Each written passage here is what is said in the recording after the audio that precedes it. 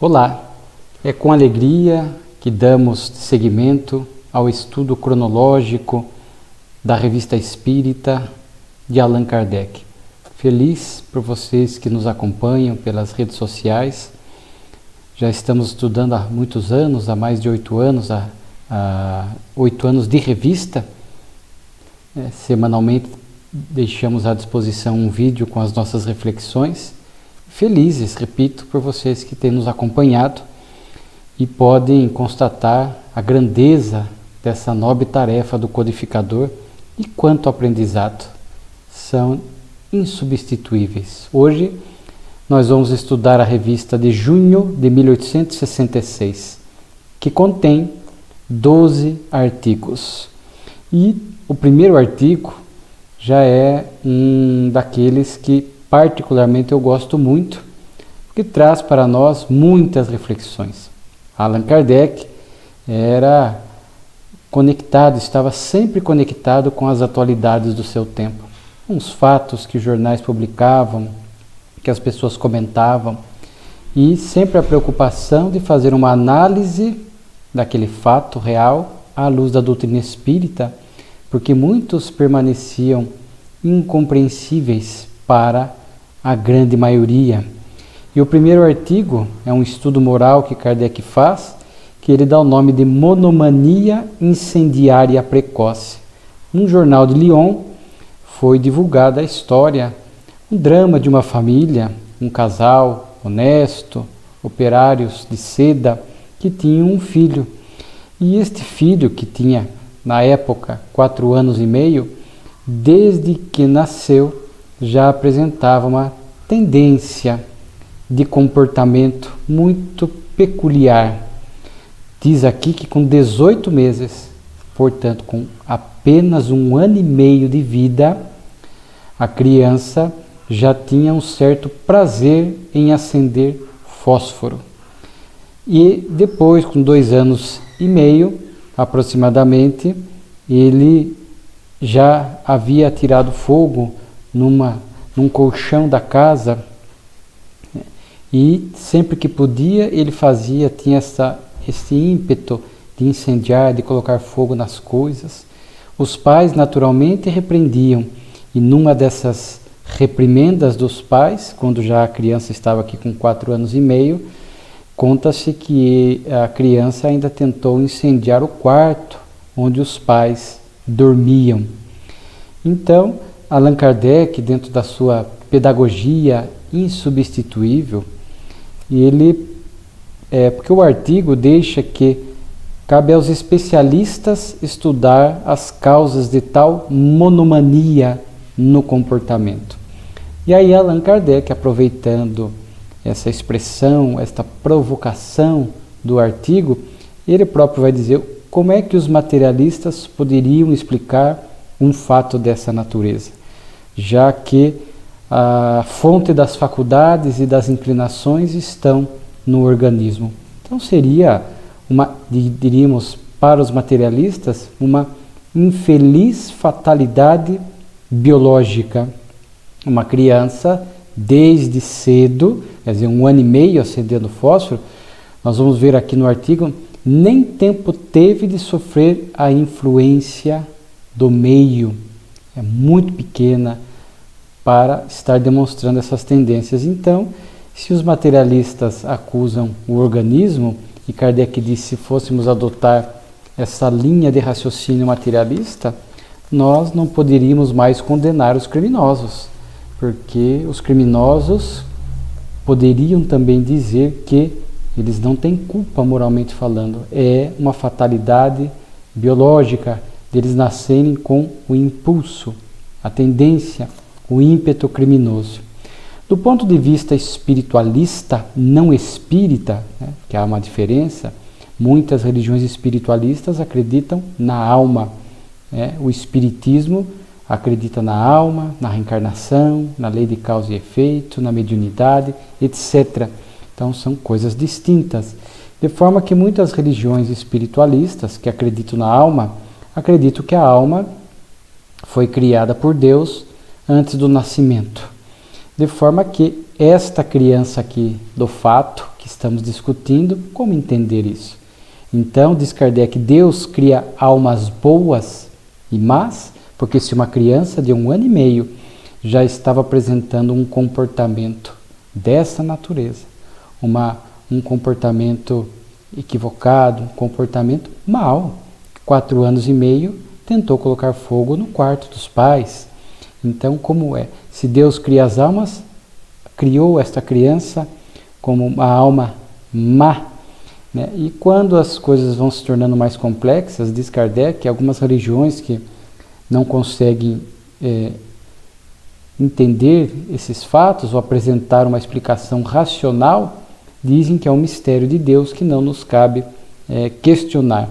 E mesmo que se falasse da influência do meio, à luz da doutrina espírita, nós sabemos que a influência do meio ela é relativa, que até a Kardec fala dessa questão, né, da influência do meio. Ele diz assim, essa influência não é exclusiva, absoluta, pois se vêem seres perversos nas mais honradas famílias, ao passo que outros, né, saem puros, têm bom comportamento de uma família no charco, uma família disfuncional, equivocada.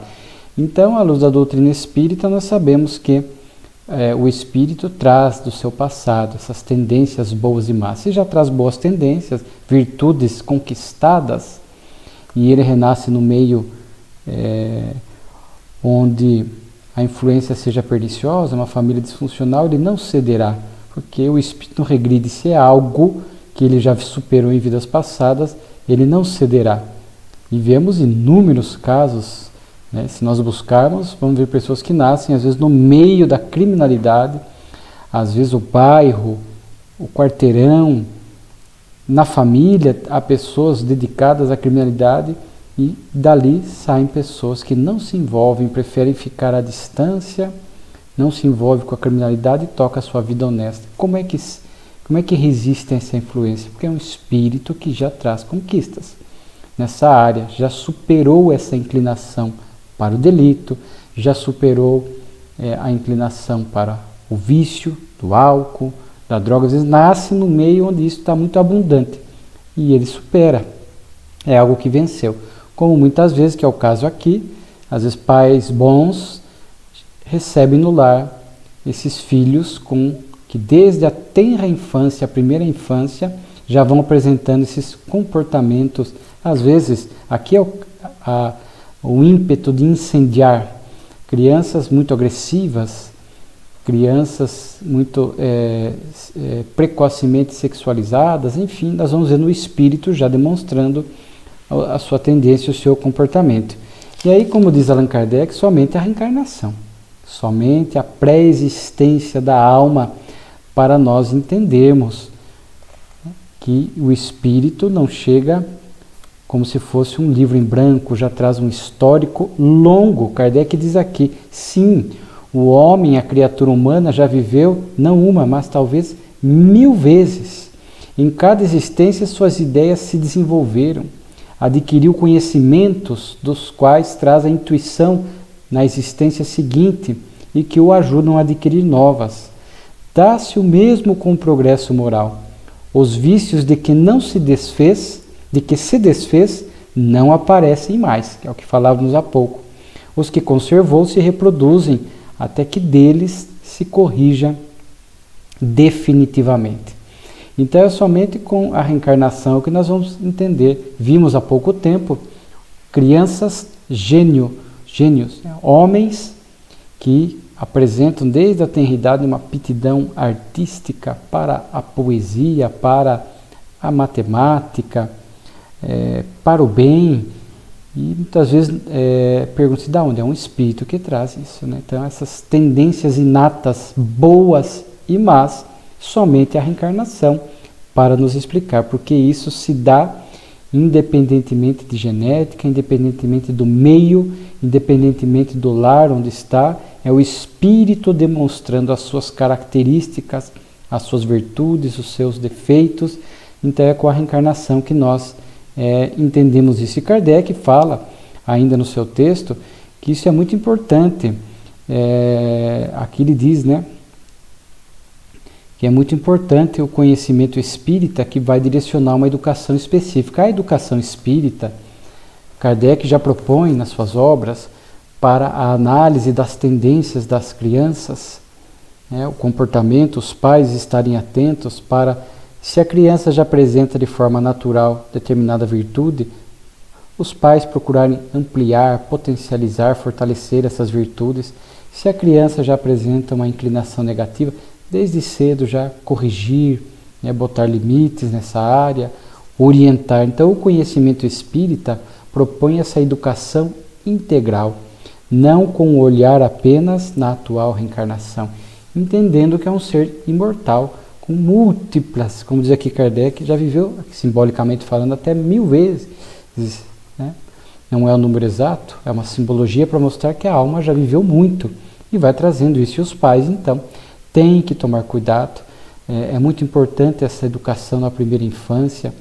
A criança até os 7 anos, os laços da reencarnação ainda se consumando, a criança ali está mais moldável às influências, à educação, aos conceitos, aos limites, aos exemplos dos pais. Então, virá situações dentro da perspectiva da reencarnação, como essas aqui que nós estamos vendo. Inclusive, Kardec lê o fato na Sociedade Parisiense de Estudos Espíritas, e como nós vimos aqui no estudo exaustivamente, os benfeitores colaboravam, porque era o momento de trazer o contributo da doutrina para esses fatos inexplicáveis, para mostrar o quanto o Espiritismo, dentro dos seus princípios e valores, dentro da racionalidade, poderia explicar esses fatos.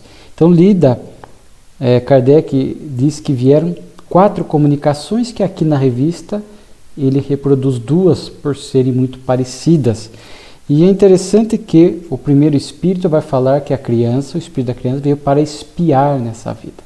Então, quando nós juntamos aqui as 2 comunicações, nós passamos a entender que esta criança com a monomania incendiária, diz aqui os espíritos, revelam os espíritos que ele já tinha essa tendência na vida passada, que inclusive matou, através do fogo, incendiando, matou diversas pessoas para, diz aqui, atender, satisfazer a sua ambição, não recuou diante do incêndio. Então era um espírito que já na vida anterior havia matado algumas pessoas, incendiando-as, e trazia, portanto, uma expiação para esta atual reencarnação e também uma aprovação, porque teria que vencer novamente essas tendências de incendiar, de atear fogo, de ferir os outros, que já na primeira infância esse espírito já estava demonstrando. E aí os espíritos também dizem que as vítimas do crime de incêndio da vida passada, muitas não perdoaram e agora, encontrando o menino, estavam exercendo sobre ele um assédio espiritual também muito intenso. Então nós ficamos aqui diante desse quadro a imaginar o drama dessa família, os pais aqui, a importância, os espíritos dizem, do conhecimento da doutrina espírita, para que os pais possam entender essa situação, saber que para os pais é uma prova. A maioria das situações, os pais muitas vezes estão envolvidos no contexto das vidas passadas, muitas vezes colaboraram, participaram, ou se não colaboraram, não participaram, ao menos antes da reencarnação, consentiram em receber esse espírito, essa alma tresmalhada, para poder ajudá-la dentro da dinâmica e da convivência do lar. Então, para os pais, fica este alento da doutrina que foi algo consentido, que não faltará amparo e socorro espiritual. Então vejam, porque os pais poderiam ficar se questionando a vida toda, por que ele é assim, por que nasceu desse jeito, Deus nos abandonou, ficar tendo um olhar pessimista, negativo, acreditando ser deserdado da divindade, o que agravaria ainda mais essa situação. Então aqui, numa comunicação espiritual, os espíritos falam que a doutrina espírita propiciaria, não só para o menino mais maduro, ele entender as suas inclinações, botar aí um freio, compreender a sua prova e manejar a força de vontade para poder frear os seus instintos.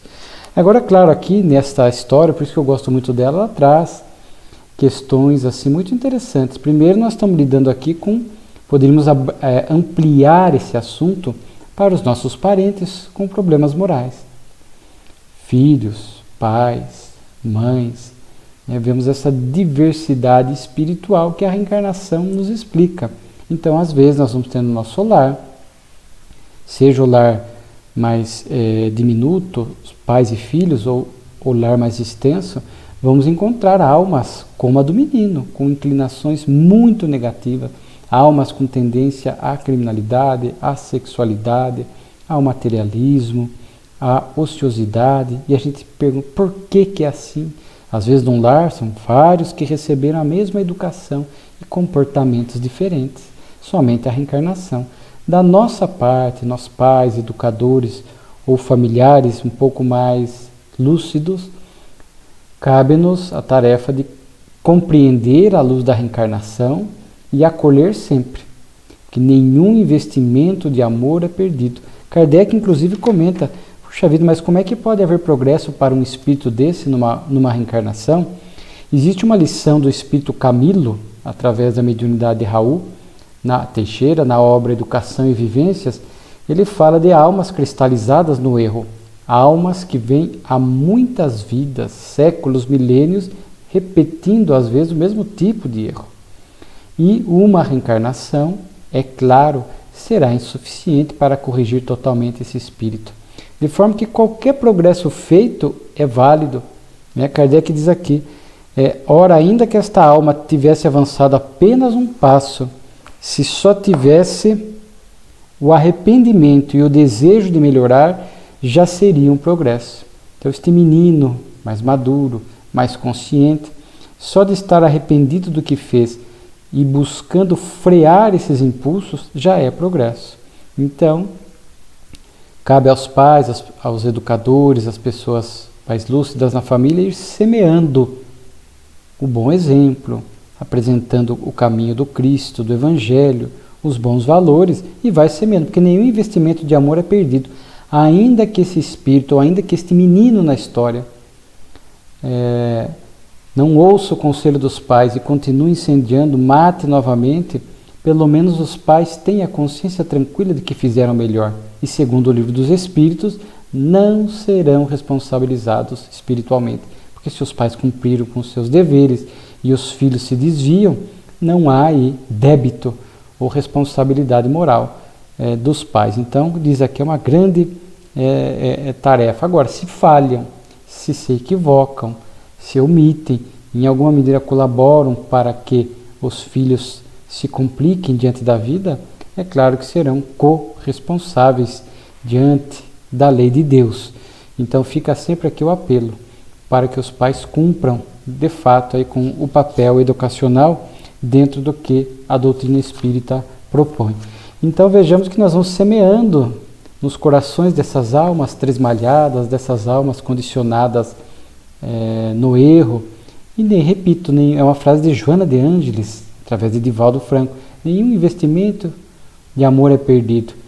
Por mais que o espírito hoje não dê nenhum indicativo de mudança, está ali, na sua memória espiritual, nos seus sentimentos, um dia vai produzir frutos. Com a visão espírita, a fé na vida futura é algo que também deve fazer parte das nossas considerações, porque às vezes estamos corrigindo, ajudando a corrigir o rumo de uma alma, semeando em corações complexos, para que no futuro, em vidas por vindouras, esta alma possa começar a mudar as suas opções, buscando o caminho correto.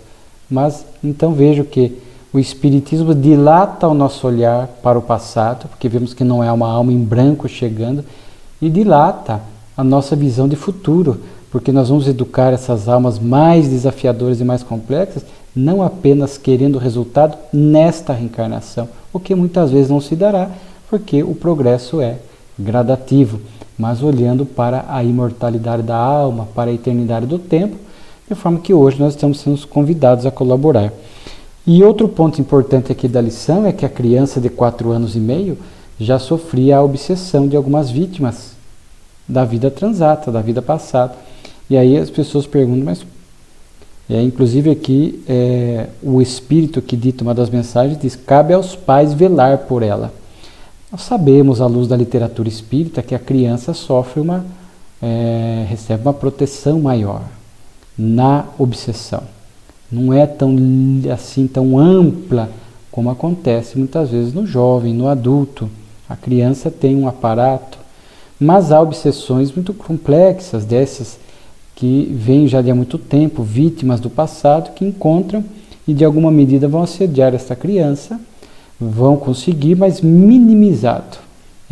Há uma proteção espiritual, eles não evitam, porque afinal de contas, aquele espírito que está no corpo da criança traz o débito, mas eles minimizam para que uma criança não sofra integralmente os malefícios de uma obsessão. E aqui fala que cabe aos pais velar por ela. Então, o que caberia, por exemplo, pais espíritas que identificam que o seu filho criança está sofrendo um assédio espiritual? Então, cabe aos pais o evangelho no lar, a oração, encaminhar o filho ou a filha para a evangelização infantil, para que comece a entender essas questões dentro de uma didática, de uma pedagogia apropriada à sua idade. Se valer das reuniões mediúnicas da casa espírita, dando o nome do filho, da filha, para que eles vibrem na reunião mediúnica, e se houver permissão, o espírito seja ali levado para orientação, para acolhimento. Então, as terapêuticas espíritas são muitas, o passe, a água fluidificada, para ajudar quando percebemos que uma criança está sofrendo ali o assédio espiritual. Por isso o conhecimento espírita é uma benção. Agora, quando você pega um lar onde você vê que há crianças que estão sofrendo assédio espiritual, os pais não têm o conhecimento espírita, comportamentos inadequados, aí vira um cenário muito complexo, desafiador, e aqueles que estão de fora, cabe a oração e estender a mão dentro do que for possível, cientes de que do amparo divino ninguém escapa, ninguém fica sem esse socorro espiritual. Então vejamos que é uma lição que traz muitos desdobramentos para questões atuais que vivemos. A segunda lição também gosto muito dela, hoje nós vamos ter que administrar bem o tempo aqui. É tentativa de assassinato do imperador da Rússia. Um estudo psicológico, também uma notícia de jornal, onde aqui, assim, em síntese, um imperador, aqui pela data, chama imperador Alexandre, mas tem Alexandre I, Alexandre II, Alexandre III na Rússia, pela data me parece Alexandre II, que sofreu um atentado contra a sua vida e ele foi salvo por um camponês. Primeiro, aqui na notícia do jornal, diz que numa sessão espírita realizada em Hindenburg, o espírito de Catarina II já vinha anunciando que o imperador estava ameaçado de um grande perigo, justamente fomentando para que cuidados e proteções fossem feitas. E conforme Kardec comenta aqui, nada foi feito. Se a espiritualidade está avisando, alertando, é porque ainda não chegou o momento desse espírito do imperador Alexandre II, provavelmente, não retornar à pátria espiritual. Porque se é algo que deve acontecer, algo inevitável, naturalmente que a espiritualidade não ficaria alardeando, inspirando proteção e socorro para se evitar. Mas mesmo que não foi dado ouvido a esta comunicação espiritual de Catarina II, então vemos aqui o intercâmbio presente em muitos fatos da história. Kardec narra que um jovem chamado Joseph Komissarov, ele ia a uma capela situada num outro local, no seu aniversário. O caminho que ele normalmente frequentava estava interrompido, ele teve que mudar o seu trajeto, ficou na outra margem do rio e viu a passagem do imperador Alexandre II, que saía do jardim de verão. Tendo se misturado na multidão, percebeu que um indivíduo procurava aproximar-se e cujas atitudes lhe pareceram suspeitas. Ele foi inspirado pela espiritualidade. Seguiu-o e, tendo-o visto tirar uma pistola do bolso e apontá-la para o imperador, teve a presença de espírito de lhe bater debaixo do braço, o que fez o tiro partir para o ar. E aí que Kardec vai falar que feliz acaso, né? Porque na verdade não há acaso, né? Muitos dirão, mas sim uma direção inteligente. Inclusive aqui vai ocorrer também uma comunicação espiritual para ampliar o entendimento desse fato.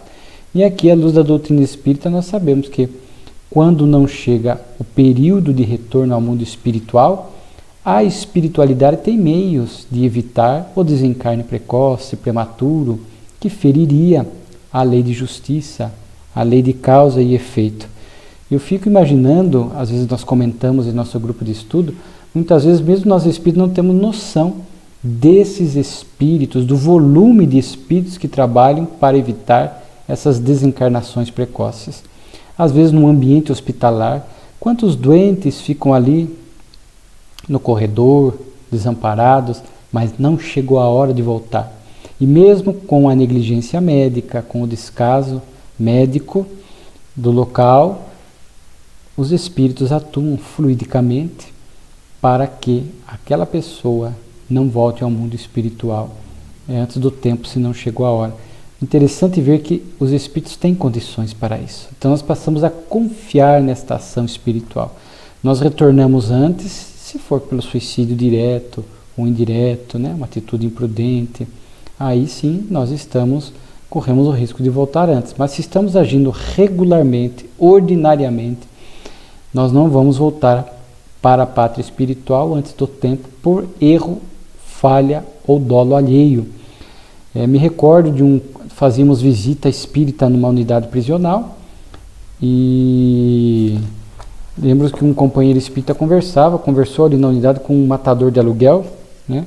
E ele falou que certa feita ele foi matar uma pessoa e aconteceu algo, ele estudou o local, a chegada da vítima e tudo, e disse que quando ele se preparou, a hora que ele foi atirar, um vento do nada apareceu, levantou areia nos seus olhos, ele ficou impedido de ver, a visão momentaneamente comprometida, a vítima conseguiu escapar da sua ação.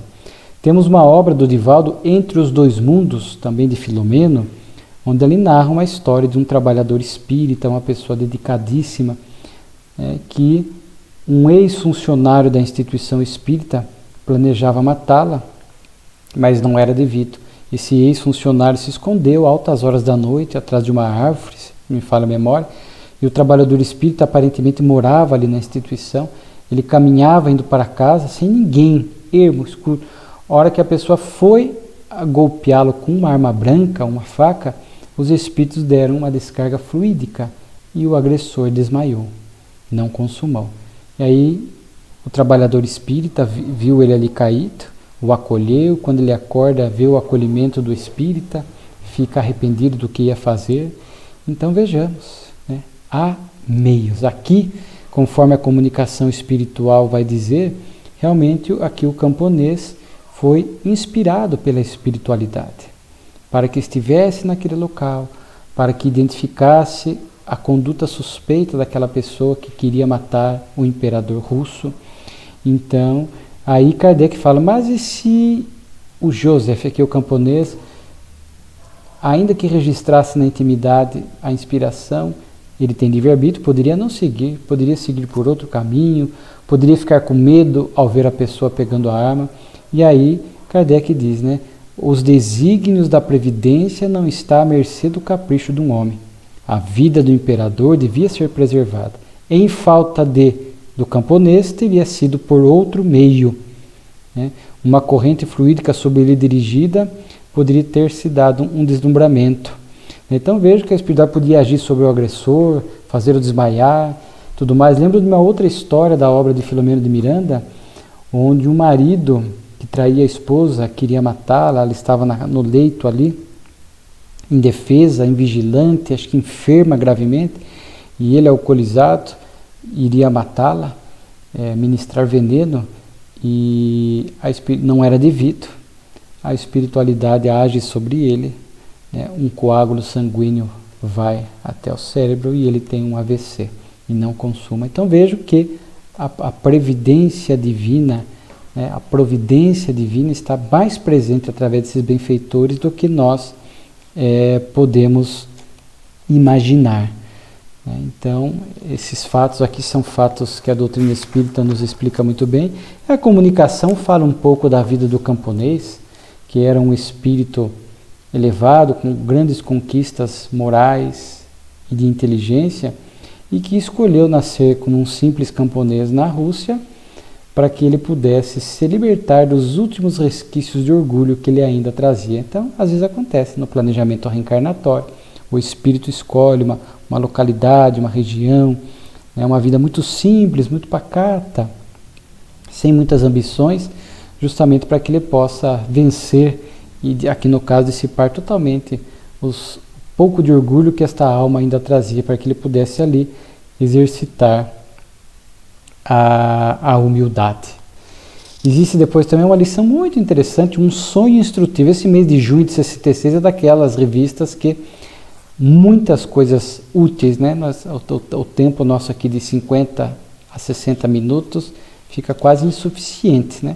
Por isso sempre o convite para que você que nos acompanha que leia na íntegra a revista no site da Federação Espírita Brasileira ou no kardecpedia.com. Kardec narra que ele estava muito adoecido e que ele teve um sonho assim muito diferente. Ele sonhou que estava com um grupo de pessoas e que ali apareceu uma luz brilhante, escrito assim: descobrimos que a borracha rolada sob a roda faz uma légua em 10 minutos, desde que a estrada está de 3 pontinhos, né? Então Kardec teve ali, o que se pode ver, um sonho de revelação, de premonição.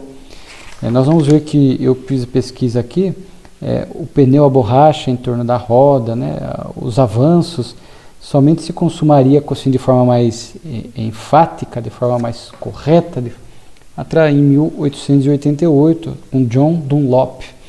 Então, e Kardec questiona o espírito do Dr. Demer, que vimos na revista passada, já estava no mundo espiritual e passou a cuidar da saúde de Kardec, questiona sobre este sonho e o espírito dá uma explicação muito interessante. Primeiro ele fala do desprendimento do espírito e que às vezes nós temos sonhos assim estranhos, parece que há uma luta entre o material e o espiritual. Quando o corpo está adoecido, é difícil porque o espírito sai do corpo, mas com o corpo adoecido, ele quase que exige a presença do espírito e às vezes geram estes sonhos onde há muitos conflitos entre questões materiais e espirituais, né? Então ele dá essa explicação. E aqui no caso, eu achei interessante, olha a seriedade dos bons espíritos. Quanto ao sonho que você me traz, tomarei minhas informações em boa fonte e amanhã vos comunicarei o que tiver aprendido. Então veja a seriedade dos bons espíritos, que não ficam dando apenas palpites, ideias pessoais, sem ter a certeza de estar compromissado com a verdade. O Dr. Demer falou, olha, calma, vou procurar saber. E aí no dia seguinte, o espírito diz que muitas vezes durante o sono, e foi o que aconteceu com Kardec, uma reunião de espíritos encarnados, que se agrupam pelo mesmo ideal. Então eram espíritos vinculados a essa descoberta da borracha em torno da roda, para que pudesse depois agilizar, né, o veículo, a carruagem, né, enfim, a borracha. Então, o pneu, propriamente dito, né? Então, ele fala que muitas vezes esses espíritos se agrupam no mundo espiritual por afinidades, almas encarnadas, e muitas vezes sob a tutela de espíritos desencarnados, que quando chega a hora de determinado progresso aqui na Terra, eles permitem esses encontros no mundo espiritual, inspiram e essas revelações acabam acontecendo. Porque, como diz o Espírito aqui, nós sabemos que as descobertas que acontecem não se dão por acaso. Há um controle divino, há um controle superior que inspira tudo isso, né? Quando chega a hora. Então, às vezes é comum que almas encarnadas, compromissadas com este assunto, com esta matéria, com esse progresso, se agrupem, que fazem pesquisas aqui na Terra, se encontrem por afinidade no mundo espiritual durante o sono e dialoguem, conversem, né? Sigam lá, muitas vezes permutando experiências para chegar naquela descoberta. E muitas vezes os espíritos superiores entenderem que eles podem interferir, eles inspiram este grupo e muitas vezes a descoberta, então, quando chega a hora, se dá aqui na Terra. E o espírito do Dr. Demer diz que é comum, por enquanto, a gente vê várias ideias dessa forma, às vezes chegando em vários pontos da Terra, porque espíritos que estão em países, continentes diferentes, mas vinculados por um mesmo ideal, por uma mesma pesquisa, se agrupam no mundo espiritual para dialogarem, para juntos crescerem e avançarem nessas pesquisas. Então Kardec viu um grupo e foi permitido a ele, Kardec, que nada tinha a ver com a descoberta da borracha em torno da roda, mas permitido a ele justamente para que o assunto pudesse vir à tona e pudesse gerar essa explicação doutrinária. Então era útil para a doutrina espírita. E hoje na literatura espírita nós encontramos essas reuniões no mundo espiritual entre encarnados, né, que se agrupam por afinidade, nem sempre boas. Vemos histórias de criminosos que se reúnem lá para planejarem crimes que realizarão aqui na Terra, pessoas que se agrupam na área da sexualidade, né, pessoas que se agrupam em diversas áreas do comportamento equivocado, mas também do comportamento nobre, almas do bem que se encontram para uma tarefa de socorro, de caridade, e muitas vezes sob a tutela de espíritos superiores que comandam ou dirigem essas tarefas. Então o corpo descansa para repor as energias, mas o espírito continua ativo. Depois aqui também outro assunto muito interessante, né? Nós vimos há 1 ou 2 revistas atrás a desencarnação de um grande espírita, o Dr. Caillet, que foi médico, e ele volta aqui numa comunicação muito interessante. Para aquela época, ele iria descrever que ele foi adormecido no mundo espiritual e teve um sonho. Inclusive nesse sonho ele foi vendo várias personalidades em muitas reencarnações, cuidando do mesmo assunto, estudando na mesma área. O espírito, né, é como se em cada reencarnação esse espírito desse vazão e ampliasse o conceito, o conhecimento dentro de determinada área. E depois, ao final do sono espiritual, ele se reconheceu. Pude me reconhecer. Vi os diferentes corpos que o meu espírito animou, desde um certo número de encarnações, e todos trabalharam na ciência médica, sem jamais se afastar dos princípios que o primeiro havia elaborado. Esta última encarnação não era para aumentar o saber, mas simplesmente para praticar o que ensinava a minha teoria. Então vejamos aqui algo interessante. O espírito sendo adormecido no mundo espiritual e ter tido um sono, né? Lembrando de vidas passadas. Na obra Nosso Lar, de André Luiz, nós vimos algo desse porte. Quando André Luiz é adormecido e vai visitar sua mãe numa região superior no mundo espiritual. Que o perispírito tem as suas subdivisões. Então ali a parte mais grosseira do perispírito fica em Nosso Lar, e André Luiz, espírito, com o seu corpo, com o espírito e com o seu corpo mental, vai à região superior, visita sua mãe enquanto adormecia aqui em Nosso Lar, e depois ele acorda e lembra de tudo. Então vejamos que questões interessantes. E aqui já na Revista Espírita nós encontramos um fato semelhante. Kardec inclusive vai fazer este estudo dizendo que sim, né, que os espíritos podem adormecer através da magnetização, através da fluidoterapia, outros espíritos, né? Ou seja, propor este sono magnético ao espírito, né? As diferentes encarnações do Sr. Caillet, que os seus guias espirituais queriam fazê-lo ver para sua instrução, puderam apresentar-se a ele como lembrança, da mesma maneira que as imagens se oferecem nos sonhos. Então hoje a literatura espírita nos mostra Claro que aqui os benfeitores viram que ele tinha condição emocional, espiritual, que nem todos os espíritos têm condição de lembrar de muitas reencarnações, muitas vezes nem da anterior a esta, fica ali momentaneamente velado, porque muitos não têm estrutura. Mas os benfeitores são pessoas, almas responsáveis, elevadas, conseguem avaliar essa situação, e no caso do Dr. Caê, até pela vida que teve, e aqui é interessante ele falar isso, né? Às vezes acontece um determinado espírito, durante muitas reencarnações, trabalhar numa mesma área, no caso dele a medicina, colaborando para o progresso na medicina. É claro que o espírito não vai ficar permanentemente, sempre trabalhando na área médica, até porque precisa evoluir em outras áreas. Mas pode acontecer que um período longo, múltiplas reencarnações, este espírito reencarne com missões na mesma área profissional, colaborando para o progresso. No caso, a medicina. Mas chegará um momento, porque o progresso tem que abranger outras áreas, outros segmentos. Aqui na Terra temos que não passar por todas as profissões, mas a área humana, a área exata, a área biológica, o espírito tem que desenvolver o conhecimento amplo nessas áreas, então chega uma hora que ele migra de área. Eu brinco que comigo eu sou tão pobre na parte artística, né, de sensibilidade artística, de música, poesia, que se eu puder, a partir da próxima eu quero começar a desenvolver estas aptidões, esse conhecimento nessas áreas, né? Então, às vezes acontece, no meu caso, às vezes vem algumas vidas na área do direito, né? Então chega uma hora que o espírito muda de área, a fim de que possa seguir o seu progresso em outros segmentos da existência, né? Então vejamos aqui dois pontos bastante interessantes dessa comunicação do Dr. Caê, né? O sono no mundo espiritual, a lembrança de várias vidas vinculadas a uma mesma tarefa, uma mesma missão na ciência médica.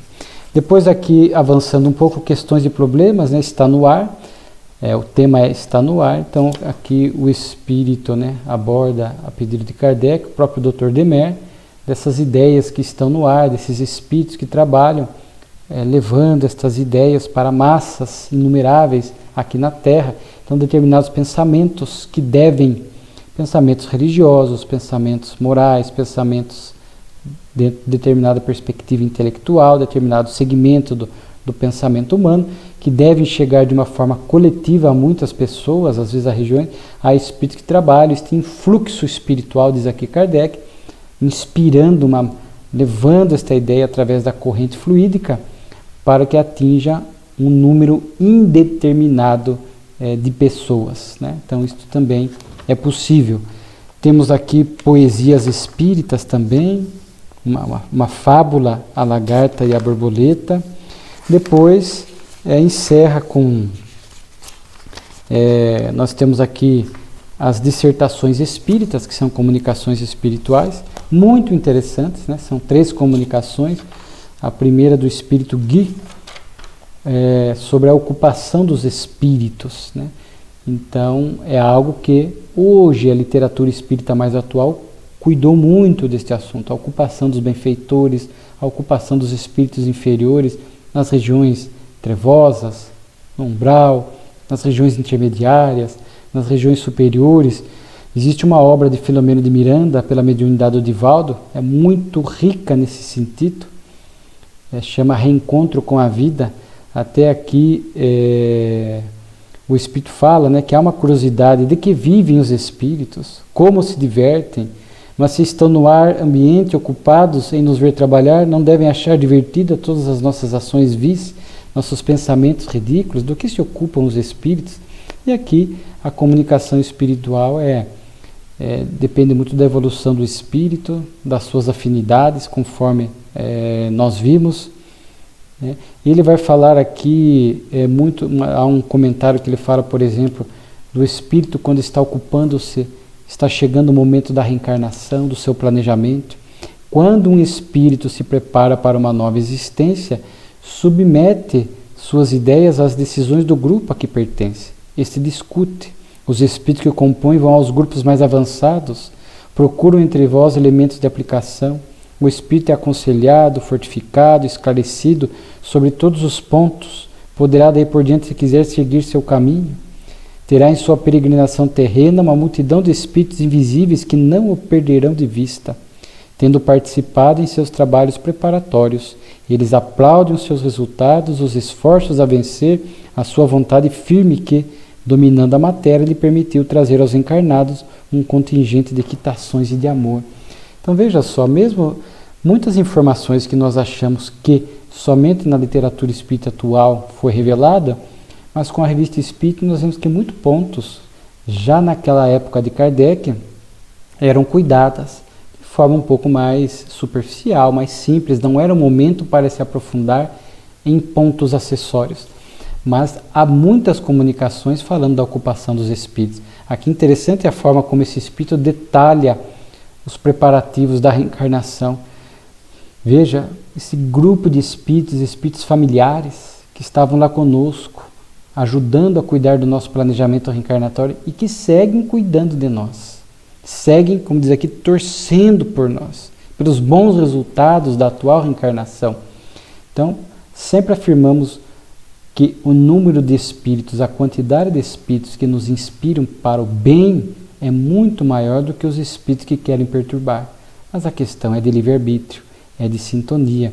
Então é interessante a forma como esse espírito vai desenvolvendo esta questão, dizendo das afinidades, das ideias, né, dos grupos que se formam do lado de lá. Né? E ele até chega a comparar o mundo espiritual, por conta dessa atividade incessante, essa movimentação dos espíritos sem parar, essa pujança, ele chama de um formigueiro inteligente. Né? Então os espíritos estão aí, trabalhando e se movimentando sem cessar. Aos que exercem as atividades mais grosseiras e aos que exercem as atividades mais elevadas, tudo de acordo com a evolução de cada um, mas a gente sabe que no formigueiro todos cooperam para a harmonia, o equilíbrio do conjunto. Então, esses espíritos trabalham incessantemente no mundo espiritual para a harmonia do conjunto. Depois, suspensão da assistência dos espíritos. Que interessante, apenas um grupo que num dado momento parou de receber uma comunicação de determinados espíritos elevados que os ajudavam, vez que outra, e passaram a se abster de dar instruções. E aí, Kardec consulta os espíritos e diz que foi um afastamento momentâneo e necessário, até para que essa desvinculação do grupo, para não criar dependência, porque percebeu-se aqui que o grupo estava muito dependente dessas comunicações de determinados espíritos de escola. Então era importante que eles progredissem, não que cessou a comunicação, que existem casos em que o grupo mediúnico de repente para de receber qualquer tipo de comunicação. É um alerta para o grupo. Vai caber ao dirigente conversar com os médiuns, reavaliar a tarefa, estudar, orar, para entender o porquê dessa suspensão de todas as comunicações. Mas aqui era uma suspensão da comunicação de alguns espíritos elevados que regularmente se manifestavam. Talvez eles perceberam que estava gerando uma dependência, um condicionamento e acharam importante que cessassem as comunicações para que o espírito pudesse crescer com os próprios esforços, em valorizar outros espíritos que participavam ali do equilíbrio do grupo. E outra coisa que o Espírito fala aqui que a gente se esquece, os benfeitores também vão assumindo outras tarefas. Ele diz aqui, muitos desses espíritos conselheiros simpáticos que se comunicavam junto a vocês com regularidade, assumiram outros compromissos, outras tarefas, junto a outros homens, outros grupos. Naquela época inicial do movimento espírita, os grupos estavam crescendo, se multiplicando. Então, às vezes, os espíritos os benfeitores iam assumindo outras tarefas diante de outros grupos que iam se multiplicando. Também tem isso, né, que tem que ser levado em conta. Uma comunicação muito bonita, o trabalho foi de Santo Agostinho, uma comunicação ditada na Itália, né, e inclusive Kardec fala no final aqui, já me antecipando, no Notícias Bibliográficas, ele traz duas notícias, né? Uma desse novo jornal italiano, que é La Voce di Dio, a voz de Deus, uma nova publicação espírita na Itália, dedicada a comunicações espirituais, publicar comunicações espirituais, e o Kardec pôde observar que era de grande elevação. Inclusive essa de Santo Agostinho faz parte desse jornal italiano. E também no Notícias Bibliográficas ele cita os evangelhos, os 4 evangelhos de Rustam, onde ele faz aqui comentários pessoais, fala da divergência que há com o corpo fluídico de Jesus, já é um assunto bastante discutido no movimento espírita. Kardec já aponta aqui que a obra foi muito extensa, que ela poderia ter sido reduzida a 2 ou a 1 só volume, e falou também que se valeu apenas de um médium, a Madame Collignon, e de forma que faltou essa universalidade de ensinos e tal, mas são comentários. Kardec tece elogios também em determinados momentos aqui à obra, tá? Mas é importante isso, mas isso já está bem definido. Inclusive a Federação Espírita Brasileira já retirou há alguns anos do seu estatuto essa questão das obras de Rustam, Então é algo dentro da Federação Espírita Brasileira superado para o movimento espírita nacional. E a comunicação, por fim, que falávamos, o trabalho de Santo Agostinho é muito bonito, porque ele vai trazer esta noção para nós que todos temos uma missão a cumprir, em grande ou em escala menor. Então, porque quando a gente usa a palavra missão, claro que às vezes nós estamos falando a palavra missão no sentido de espíritos missionários, mas também podemos entender a palavra missão nesse sentido. Todo mundo reencarna para uma missão, para uma tarefa, para algo a realizar. Ninguém vem aqui com um planejamento reencarnatório esvaziado. Conforme acabamos de ver aqui a questão do planejamento reencarnatório dentro da comunicação, da ocupação dos espíritos. Então é importante, com a visão espírita, entender que todos nós temos tarefas a realizar no campo do bem. Estamos compromissados com isto. Então, aonde nós estamos, no lar, no trabalho, na vida social, no templo religioso, nós temos que pensar nisso. E o Espírito Santo Agostinho propõe isso, Ele traz uma comunicação muito bonita, dizendo que Deus nos convidou para partilhar seus trabalhos. Não vos envaideçais por isto. Fostes escolhidos como os depositários. É bonita a mensagem, vamos ler aqui um trecho. As riquezas que brilham aos vossos olhos não são para vós, pertencem a todos os vossos irmãos em geral. Deveis, pois, acrescentá-las e as distribuir. E eu acho bonito agora. Como o bom jardineiro que conserva e multiplica as suas flores e vos apresenta no rigor de inverno as delícias da primavera. Estais encarregados de semear e cultivar em vosso campo moral flores de todas as estações. O coração humano é um solo fértil em afeição e doces sentimentos. Oferecei aos vossos irmãos, convidai-os a vir saborear, sentir o perfume de vossas flores e aprender a cultivar os vossos campos. Veja a nossa tarefa de semear. Aqui, bom jardineiro, nessa analogia de Santo Agostinho, será que temos sido bons jardineiros? Aqui a gente pode dizer cuidar das flores diversificadas que aparecem até nós. Flores variadas do ponto de vista da evolução espiritual, da questão física mesmo. Veja que essa diversidade que a vida nos apresenta é muito bela. Então vamos conviver com almas, muitas vezes que apresentam históricos difíceis, vamos dizer assim, flores mais frágeis que aparecem até nós, flores com suas lutas, com suas dificuldades, e nós nos colocando nessa condição de um bom jardineiro, em que pese as nossas lutas também, mas podemos nos colocar como um bom jardineiro, para cuidar destas flores que aparecem fragilizadas diante de nós, através do diálogo, estender a mão, o abraço, o conforto espírita, o bom exemplo, nos colocando também como flores nesse jardim de Deus, para que a gente possa, como diz aqui, levar um pouco do nosso perfume, levar um pouco da nossa vibração, uma vibração de vitalidade, de esperança, de alegria, que pese esses tempos difíceis que estamos vivendo no mundo, aqui no Brasil também, um cenário difícil, e a gente tem que procurar ser esta flor, que leva um pouco de perfume, um pouco de energia, um pouco de embelezar um pouco a vida das outras pessoas. Então a nossa tarefa é a parábola do semeador de Jesus, sair a semear, cultivar em vosso campo moral flores de todas as estações, como diz aqui, porque nós vamos encontrar flores de todos os tipos, almas de todos os tipos que convivem conosco, no trabalho, no tempo religioso, almas deprimidas, almas felizes, almas que vão nos ensinar muito, flores que vão nos ensinar muito, flores que vão nos embelezar muito a paisagem. Então é muito bonita esta analogia de Santo Agostinho, para a gente poder olhar aí o mundo como sendo um grande jardim, e nós, com a lucidez espírita, com o conhecimento, procurando nos esforçar também no campo moral, procurarmos ser um bom jardineiro. Tem um livro do nosso querido César Said, também muito inspirador nessa área, né? Floresça onde estiver. Nós temos que florescer, nós temos que fazer algo, temos que realizar, não podemos ficar omissos, indiferentes. Eu não faço mal para ninguém, mas não nos cabe apenas não fazer o mal, temos que fazer o bem. Aprendemos isso com a doutrina espírita, porque seremos responsáveis pelas nossas omissões.